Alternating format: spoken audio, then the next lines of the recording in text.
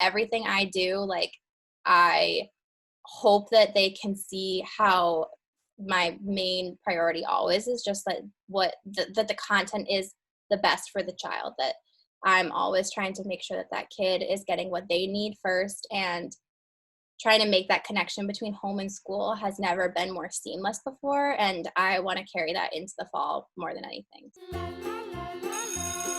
My name is Abigail Gooding. I teach first grade at Noble Elementary School.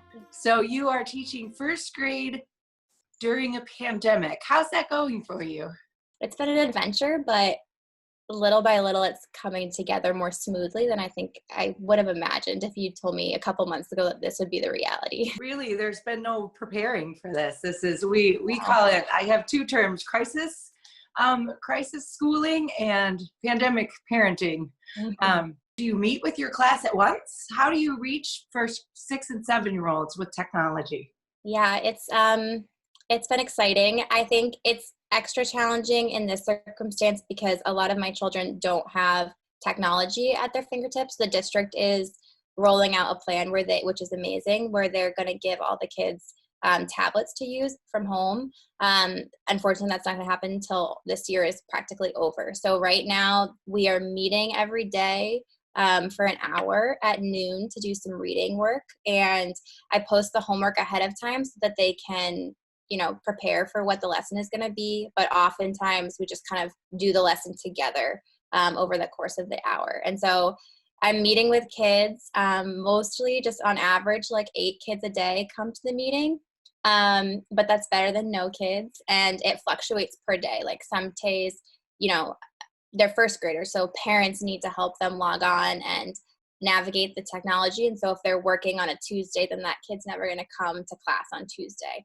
And so we're just trying to stay flexible with parents and with their kids and figure out, if you can't come on Tuesday, maybe we can do a Thursday afternoon class where we can read and go over what we learned on Tuesday. So trying to stay flexible, and meeting with them online has been a change of pace, but it's been pretty fun, I think.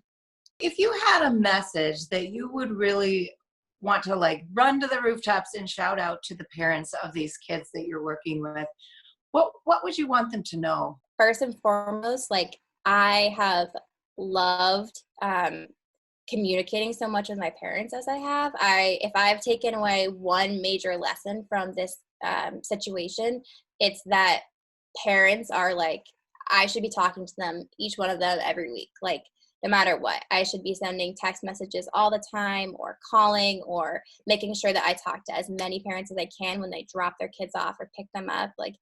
I wish I'd done that so much more, because talking to all of them, just trying to understand, how your family is, how their family is, and how they're coping and what they're struggling with, or what they're seeing their child do and how impressed they are. All these stories are really tying this whole experience together. The parent stories and the parent communication are my lifeline, I feel like, in this.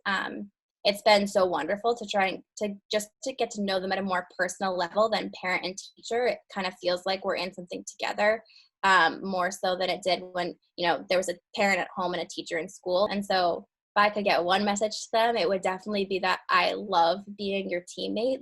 There's nothing more valuable to me than your feedback, and just understanding. I want you to understand, or that my parents understand, that everything I do, I hope that they can see how my main priority always is just that the content is the best for the child, that I'm always trying to make sure that that kid is getting what they need first, and trying to make that connection between home and school has never been more seamless before, and I want to carry that into the fall more than anything. So it's definitely been a light in the middle of all this, are the parents. It's been pretty great.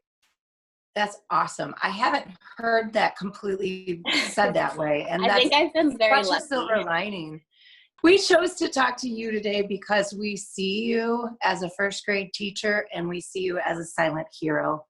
And then what you just said about reaching out to parents, as a parent myself, I want to thank you for what you do, and recognizing that it is hard for parents. It is hard for teachers. And ultimately, we have the same goal, is to do what's best for the child. Thank you for everything you do.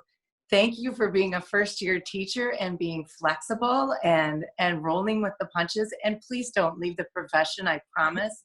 As a person who used to be a teacher, it's never like this, ever. Good to know. It won't be like this in the fall. And I'm hoping we can deliver that message to teachers and to parents. We have been in calls, every administrator in the world right now, every person, nobody wants it to stay this way. We're all trying to make it better in the fall, but you are a very critical piece to that puzzle, and thank you for what you do. Thank you guys.